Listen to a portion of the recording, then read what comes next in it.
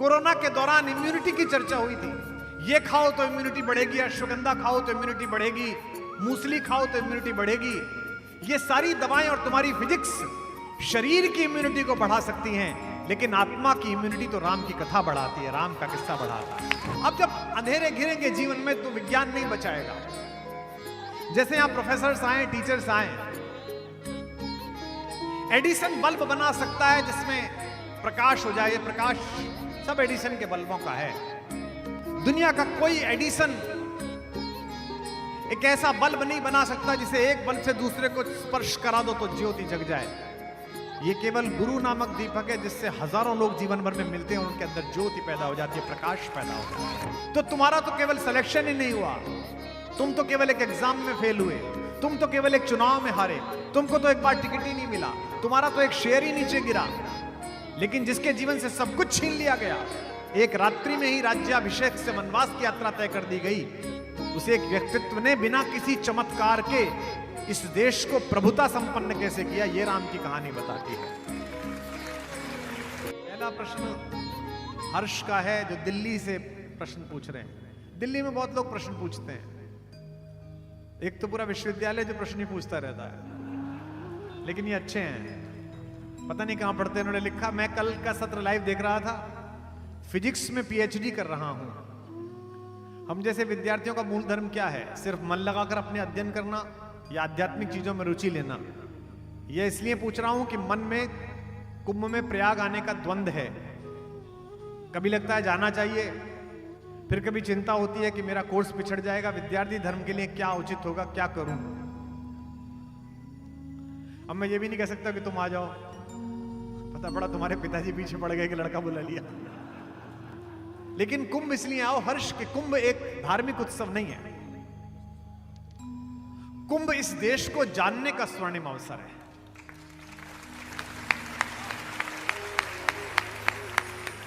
और तुम तो फिजिक्स पढ़ रहे हो, फिजिक्स तो प्रकृति की चेतना को पकड़ने का उत्सव है, फिजिक्स तो कण की चेतना पकड़ने का धर्म है। और तुम अगर प्रकृति की चेतना पकड़ने का प्रयास कर रहे हो, अगर कण की चेतना पकड़ने का प्रयास कर रहे हो, तो इन कणों के समुच्चय से बने हुए मनुष्य की चेतना अगर पकड़नी हो तो कुंभ में घूम कर देखो, साधुओं के बीच घूम के देखो। किसी भी साधु सन्यासी के पास जाओ तो पता चलेगा कि जिसे वो पूर्वाश्रम कहते हैं, पिछला जन्म कहते हैं, उस पिछले जन्म में वो क्या थे। एक राजा के घर चोरी हो गई, बड़ा बहुमूल्य सोना चुरा लिया चोर ने। राजा को सूचना मिली कि चोरी हो गई। राजा गुप्तचरों के साथ वहां गए, देखा खजाने की तरफ से जाते हुए पैरों के निशान हैं। राजा ने कहा, इन पैरों के निशान का पीछा करो, इनके पीछे पीछे जाओ, वहीं चोर मिलेगा। राजा भी स्वयं वेश बदलकर सिपाहियों के साथ सम्मिलित हो गया। चोर तेज गति से भागा था। प्रयाग के आसपास कहीं चोरी हुई थी, कुंभ का मेला लगा हुआ था। वो एक महात्मा के आश्रम में घुस गया, उसे लगा यहां पकड़ना मुश्किल होगा। महात्मा प्रवचन कर रहे थे, सामने पीछे बैठ गया। महात्मा ने प्रवचन प्रारंभ किया। महात्मा ने कहा, गीता कहती है कि तू अपने कर्मा का उत्तराधिकारी नहीं है, जो तूने कर्म किए वो तेरा है ही नहीं, इसकी प्रेरणा कहीं और से आई है। इसलिए शीतोष्ण सुख दुखे च लाभा लाभू जय जो कष्ट मत पालना, ये कर्म तो किसी और चेतना से हुए हैं। इससे पहले चोर वो सोना कहीं छुपा चुका था, पर हां उसने कहा कि जो तूने कर्म किए हैं वो अच्छे किए हैं, बुरे किए हैं, उसके अनुसार तेरा निर्णय अवश्य होगा। तेरा, तेरी पीढ़ियों का, तेरे अगले जन्मों का निर्णय होगा कि तुझे कष्ट सहना है कि आनंद सहना है, आंतरिक आनंद मिलेगा कि कष्ट मिलेगा। चोर का अंतर्मन बदलना प्रारंभ हो गया। सिपाहियों ने भी पहचान लिया कि चोर वहां बैठा है, क्योंकि वे पदचिन्ह वहीं तक गए थे जहां चोर अकेला बैठा था। प्रवचन समाप्त हुआ तो भीड़ भीड़ उठने लगी, दिखाई नहीं दिया कोई किसी को। तो चोर साधु के चरणों में गिर गया, बोला, प्रभु जीवन बदल दिया आपने, आज तक बड़ा पाप कर्म किया, अब संन्यास्त होना चाहता हूं, साधु होना चाहता हूं। साधु ने एक गंगा जल हाथ में दिया, बोला, कर संकल्प, कर अपना तर्पण, और कहे कि ये प्राण मेरे नहीं, ये शरीर मेरा नहीं, मेरा कोई रिश्तेदार नहीं। संकल्प कर लिया। इस बीच भीड़ चलती रही, दिखाई नहीं दिया चोर गुप्तचरों को, राजा को। वस्त्र बदल दिए चोर के, अब वो साधु हो चुका है, नया नाम मिल गया, गुरु मिल गया, घराना मिल गया, अखाड़ा मिल गया। अपने मंत्र का जाप करता हुआ बाहर की तरफ निकला तो गुप्तचरों ने पकड़ लिया, राजा के सम्मुख प्रस्तुत किया कि राजा से कहा ये चोर है। राजा ने कहा मूर्ख हो तुम, ये साधु है, उस आश्रम का साधु है, कैसी गलत बात करते हो, एक साधु पर आरोप लगाते हो, मैं तुम सबको दंडित करूंगा, तुम सबकी नौकरी बर्खास्त, तुमको जेल में डाल दूंगा। चोर पकड़ नहीं पाए, साधु पकड़ लाए, बदमाश कहेंगे। लेकिन चोर तो साधु हो चुका था, असत्य की रक्षा कैसे करे, सत्य के साथ चलने का प्रण लिया। उसने कहा महाराज क्षमा दान हो, ये सही कह रहे हैं, मैं चोर हूं। राजा ने सोचा साधु का मन है, सिपाहियों को बचाने के लिए झूठ बोल रहा होगा। राजा ने कहा महाराज आप चिंता मत करिए, मैंने सजा नहीं दूंगा, पर मैं जानता हूं आप चोर नहीं हो। साधु ने कहा मैं ही चोर हूं। बोले आप तो साधु हैं। बोले मैं पिछले जन्म का चोर हूं, आपका सोना मैं ही लेकर गया था। राजा ने कहा महाराज सोना लेकर गए थे तो कहां है?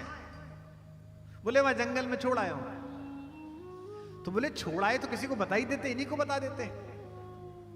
बोले जब मैंने चोरी छोड़ी ना तो सोना भी छोड़ दिया, अब वो मिट्टी है, सोना है, राजा तेरा है, मेरा क्या, जहां जाके लिया, नहीं तो कोई और ले गया होगा।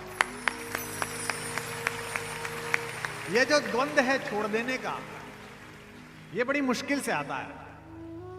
छोड़ देने का तात्पर्य ये नहीं है कि आप जीवन छोड़ के चले जाएं। मां सीता के पिता तो राजा होते हुए भी सन्यासी थे, इसलिए उनका नाम विदेह है, देह में होते हुए देह से बाहर।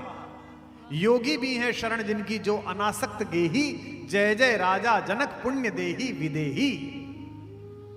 बहुत सारे लोग होते हैं जिनमें साधुता आने के बाद, संन्यास्त भाव आने के बाद भी आकर्षण बचा रह जाता है, और बहुत सारे लोग होते हैं जो घर में रहते हुए भी उस आकर्षण से बाहर रहते हैं।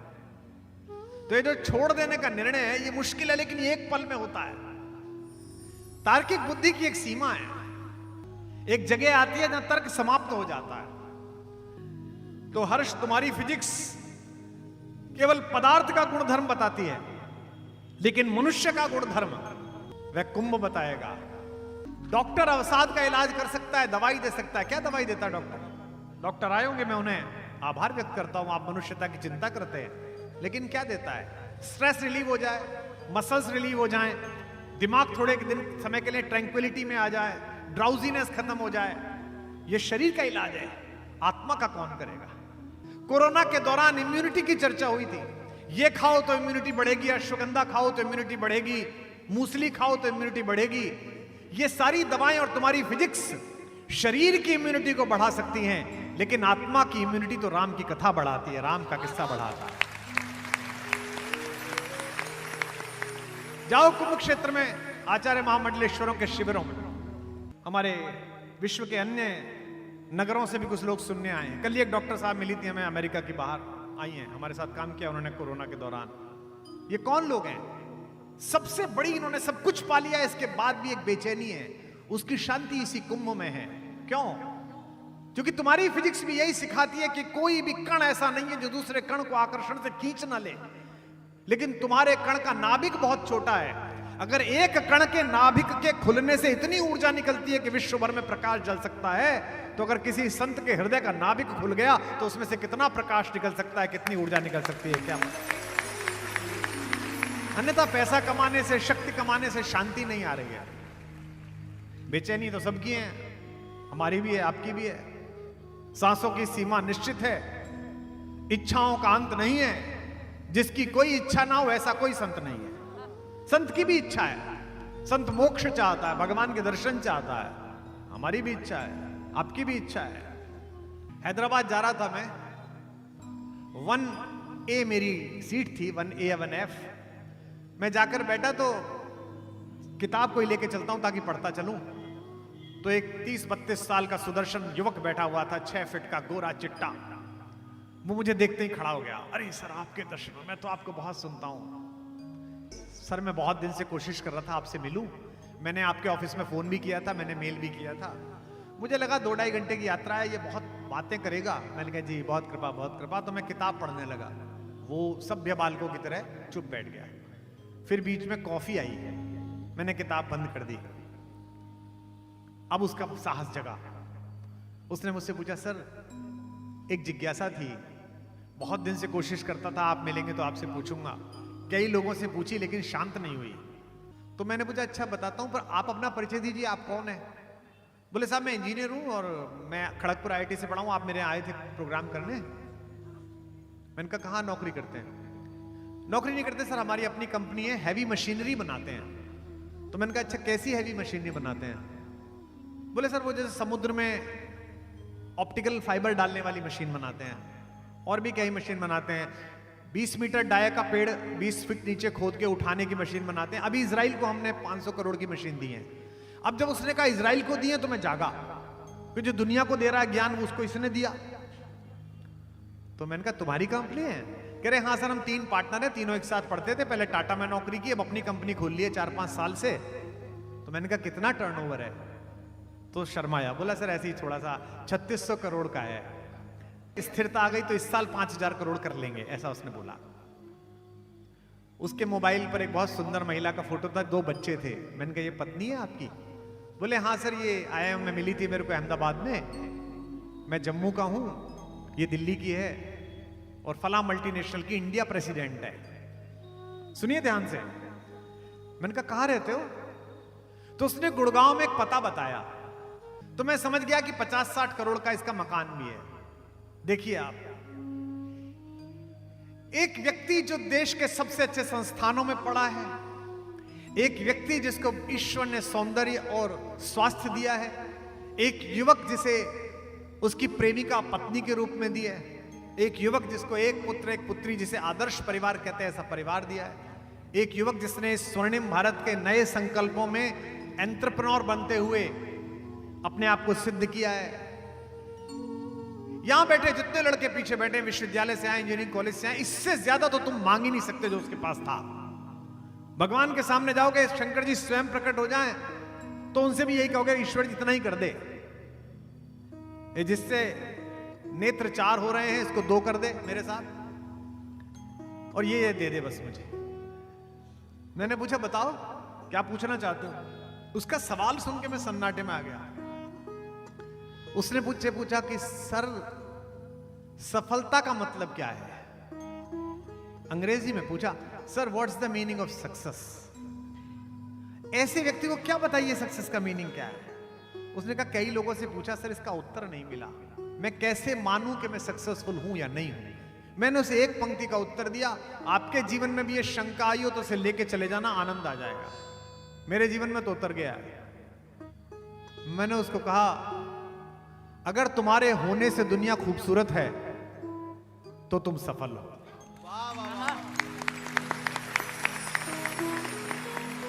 और अगर तुम्हारे होने से दुनिया बदसूरत है तो तुम असफल हो। उसने मुझसे पूछा, दुनिया कितनी दुनिया? मैंने कहा, बाह भर दुनिया, परिवार भर दुनिया, कॉलोनी भर दुनिया, शहर भर दुनिया, दुनिया भर दुनिया। जिन लोगों के होने से दुनिया बदसूरत हुई वे विजेता भी थे, लेकिन याद नहीं किए जाते। मैं जर्मनी गया था, 2-3 बार गया हूं, इस बार फिर गया था 4-5 दिन के लिए बर्लिन। जब भी कोई जर्मन आदमी मिलता है, कान में चुपचाप पूछता हूं उससे, what do you think about Hitler? बड़ा विजेता था, बड़ा जबरदस्त जलवा कर लिया था, दुनिया के नक्शे बदल दिए थे। जर्मनी का आदमी वितृष्णा से कहता है, Germany is not about Hitler. नाम नहीं रखते लोग हिटलर का। अब जब अंधेरे घिरेंगे जीवन में तो विज्ञान नहीं बचाएगा। जैसे यहां प्रोफेसर्स आए, टीचर्स आए, एडिसन बल्ब बना सकता है जिसमें प्रकाश हो जाए, प्रकाश सब एडिसन के बल्बों का है। दुनिया का कोई एडिसन एक ऐसा बल्ब नहीं बना सकता जिसे एक बल्ब से दूसरे को स्पर्श करा दो तो ज्योति जग जाए। ये केवल गुरु नामक दीपक है जिससे हजारों लोग जीवन भर में मिलते हैं और उनके अंदर ज्योति पैदा हो जाती है, प्रकाश पैदा हो जाता है। तो जब जब जीवन में अंधेरा गिरेगा, जब जब कष्ट गिरेगा, तब तब ये राम कथा की इम्यूनिटी काम आएगी। तो तुम्हारा तो केवल सिलेक्शन ही नहीं हुआ, तुम तो केवल एक एग्जाम में फेल हुए, तुम तो केवल एक चुनाव में हारे, तुमको तो एक बार टिकट ही नहीं मिला, तुम्हारा तो एक शेयर ही नीचे गिरा। लेकिन जिसके जीवन से सब कुछ छीन लिया गया, एक रात्रि में ही राज्याभिषेक से वनवास की यात्रा तय कर दी गई, उस एक व्यक्तित्व ने बिना किसी चमत्कार के इस देश को प्रभुता संपन्न कैसे किया, यह राम की कहानी बताती है। दो शब्द हैं अलग अलग हर्ष बाबू, एक चेतना और एक चिंतन है। चेतना वैज्ञानिक रखो और चिंतन आध्यात्मिक रखो। चेतना तो प्रतिपल की है ना, ये गर्मी लगी, ये जाड़ा लगा, गर्मी लगी तो ठंडे की तरफ जाओ, जाड़ा लगा तो गर्मी की तरफ जाओ, जाड़ा लग रहा है तो ये हीटर जला लो, गर्मी लग रही है तो एसी चला लो, ये चेतना है। लेकिन चिंतन कि इसके शीतोष्ण सुख दुख में भगवान के प्रति कृतज्ञ कैसे रहें। और तीसरी बात फिर कह रहा हूं इस बच्चे के लिए जिसने दिल्ली में पूछा, जो सुन रहा होगा, चेतना वैज्ञानिक रखो, चिंतन आध्यात्मिक रखो और चिंता शून्य रखो, बिल्कुल शून्य, कुछ करना ही। और ये चिंता शून्य कब होगी? जिस दिन भगवान पर यह भरोसा हो जाएगा कि वो है, जिस दिन ईश्वर पर यह भरोसा हो जाएगा कि पीछे है। आस्तिकता का प्रश्न नहीं है, नास्तिकता का प्रश्न नहीं है। प्रकृति पर भरोसा करो, स्वयं के पुरुषार्थ पर भरोसा करो, अपने परिवार के संस्कार पर भरोसा करो, लेकिन इस पर भरोसा करो जो है ही नहीं आपका, तो फिर क्या करना? पैसे पे भरोसा कर लिया, इसका क्या करना भाई? शक्ति पे भरोसा कर लिया जो तुम्हारी है ही नहीं, पद पर भरोसा कर लिया जो आज है कल नहीं है, फिर क्या करोगे? उधर वो हाथों में पत्थर बदलते रहते हैं, इधर भी अहले जुनू सर बदलते रहते हैं। ये दबदबा, ये हुकूमत, ये नशे दौलत, किराएदार हैं, सब घर बदलते रहते हैं। दिल्ली के लुटियंस में चले जाइए, 15 साल पहले जिन कोठियों के दरवाजे पे भीड़ लगा करती थी कि वहीं से सूरज निकलेगा, वहां कोई और दीपक दलमगा रहा है, वहां कोई और खड़ा हुआ है। लाल किले के सामने से गुजरिए, जिस लाल किले के प्राचीर पर खड़ा होकर अहंकारी औरंगजेब जूती रखकर सोचता था कि इस देश का एक एक व्यक्ति मेरी तलवार का गुलाम है, उसके पत्थरों के बीच में पीपल फोड़ कर निकल आए। राजाओं के जिन महल में यह अहंकार था कि हमारी कुलीनता ही घुस सकती है, प्रतिभा संपन्न कोई अन्य जाति का व्यक्ति नहीं घुस सकता। ऑनलाइन चले जाओ, उसी महल में कमरा बुक कराओ 1 लाख रुपए का, और आराम से उस रॉयल सूट में लेटो और कहो कि मैं ही महाराजा हूं, मैं ही यहां का रहने वाला हूं। ये पुरुषार्थ है। राम की कहानी पुरुषार्थ की कहानी है। इसलिए हर्ष, चिंता इसलिए नहीं कि भगवान साथ है, ईश्वर साथ है, वो जो करेगा अच्छा करेगा। और अगर कुछ ऐसा कर रहा है जो तुम्हें अच्छा नहीं लग रहा, तो इसका मतलब यह है कि आने वाले कल में कुछ अच्छा होने वाला है। इसलिए हर्ष, तुझे चिंता करने की आवश्यकता नहीं है कि कुंभ आने पर तुझसे क्या छूट जाएगा। यह तय है कि तुझे जो मिलेगा वो छूटे से ज्यादा महत्वपूर्ण होगा। यदि तूने मान लिया कि रघुनाथ जी साथ है, तो फिर कुछ चिंता की बात नहीं है। हमारे साथ जब रघुनाथ, तो किस बात की चिंता। हमारे साथ जब रघुनाथ, गाइए। किस बात की चिंता। शरण में रख दिया जब मात, तो किस बात की चिंता। शरण में रख दिया जब मात, तो किस बात की चिंता। हमारे साथ जब रघुनाथ, तो किस बात की चिंता। हमारे साथ जब रघुनाथ, तो किस बात। वृंदावन में गोपाल भट्ट जी एक बहुत सिद्ध संत रहते थे, वीतरागी टाइप के। एक दिन किसी ने कहा, महाराज जी भंडारा करा दीजिए, जन्माष्टमी आ रही है, छोटे ठाकुर का जन्मदिन है। बोले कर लो। महाराज जी इतने पैसे लगेंगे। अच्छा, पैसे तो है नहीं, देखता हूं। किसी सेठ के पास चले गए, कहा सेठ जी ये इतने पैसे दे दो मुझे, 10,000 रुपए, भंडारा कराना है। पुराना जमाना था, 10,000 में बहुत बड़ा भंडारा होता था। सेठ जी ने कहा कब दे दोगे महाराज? बोले भक्त आते रहते हैं, चढ़ावा आता रहता है, 6 महीने में दे दूंगा। दे दिए, भंडारा हो गया, अद्भुत भंडारा हो गया। अब 5 महीने बीत गए, भक्त आए नहीं, चढ़ावा आया नहीं। तब तक गोपाल जी को चिंता नहीं थी गोपाल भट्ट। जब 1 महीना रह गया भट्ट जी को चिंता शुरू हुई कि अब सेठ जी के पैसे देने, अब ध्यान में मन ना लगे, कन्हैया की मूर्ति के सामने जाए तो मन ना लगे। जब 5 दिन रह गए तो लड़ने लगे ठाकुर से कि क्या फजीता पाल दिया मेरी जान को, बर्थडे तेरी और फंसा मैं पढ़ाऊं हैं, ये क्या है, पैसे ही नहीं आ रहे। अब ठाकुर मुस्कुराए मुरली लेके, और भट्ट जी का मन नहीं लगे, अधरम मधुरम मधुराधिपते, फिर बीच में रुक जाए, बोले पैसे कब देगा। ठाकुर तो मुस्कुराए। 1 दिन रह गया, रात को नींद नहीं आई गोपाल भट्ट जी को, और कहा कि सुबह फिर जाके सेठ से क्षमा मांगनी पड़ेगी, कहना पड़ेगा कि मैं वचन भंग का दोषी हो गया, प्रायश्चित करूंगा, तपस्या करूंगा यमुना जी के जल में बैठ के। सुबह सेठ जी उठे, 8 बजे गोपाल भट्ट उनके द्वार पर पैसे का थैला लेके, बोले सेठ जी आपने बड़ी कृपा करी है, 10,000 रुपए। सेठ जी ने कहा पंडित जी सुबह सुबह क्यों आ गए, मैं ले लेता, ऐसी क्या बात थी। नहीं नहीं, आज आखिरी दिन था, पैसे देखे। उधर असली गोपाल भट्ट चिंता में ही है। दोपहर को एक भक्त आया, उसने कहा आपके आशीर्वाद से मेरा व्यापार बहुत अच्छा चला, उसी दिन संकल्पित किया था 11,000 रुपए चढ़ाऊंगा, ये 11,000 की थैली। गोपाल भट्ट जी प्रसन्न हुए, तुरंत 10,000 रुपए निकाले, पहुंचे सेठ के पास, बोले सेठ जी पैसे। सेठ जी बोले भट्ट जी सुबह ही तो देके गए थे। बोले मैं कब आया था। बोले ये रही बही, ये रहे आपके अंगूठे के, आपका अंगूठा। बोले हाँ सुबह ही तो देखे गए थे, प्रसाद ग्रहण करा हम दोनों ने साथ में। गोपाल भट्ट समझ गए, आए और थैली लेके ठाकुर के सामने पटकी कि जब यही नौटंकी करनी थी तो मेरे को क्यों फंसवाया वहां जाके, जब पहले ही देखे आया तो। ये अभी हुआ है 20-40 साल पहले।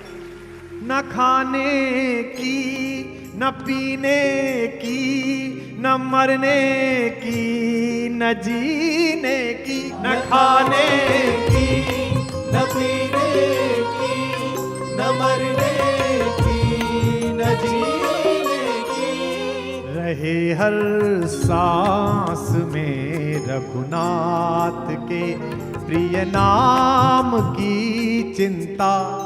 रहे हर सांस में रघुनाथ के प्रिय नाम की चिंता। हमारे साथ जब रघुनाथ तो इस बात। बोल सियावर रामचंद्र भगवान की।